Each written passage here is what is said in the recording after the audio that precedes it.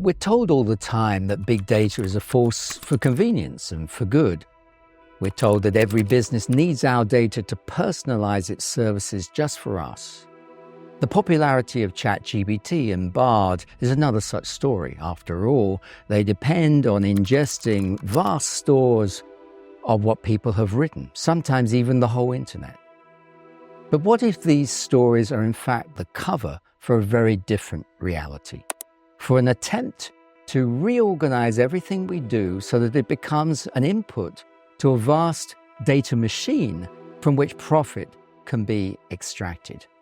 A land grab of human life itself that is more than just one more capitalist innovation, that is the next stage of colonialism's evolution. A data grab as audacious as the seizure of the Americas that started historical colonialism 500 years ago. That's what Ulises Mejias and I suggest in our recent research. Take education.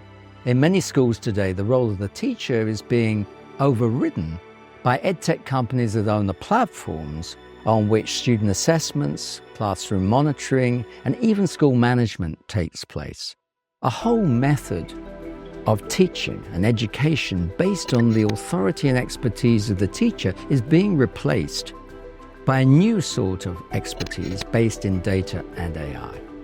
This is just one example of how our ways of life are being transformed by data extraction. Similar transformations are going on in agriculture and in health. And in the workplace, it's not enough just to work anymore. It's essential that what you do becomes an input to continuous monitoring based on the data traces that you leave. Data colonialism is bringing in a new and massively unequal set of power relations.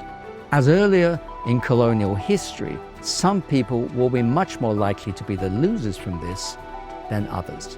After all, that colonial history is still with us in the form of an unequal global economy and the violence of racism.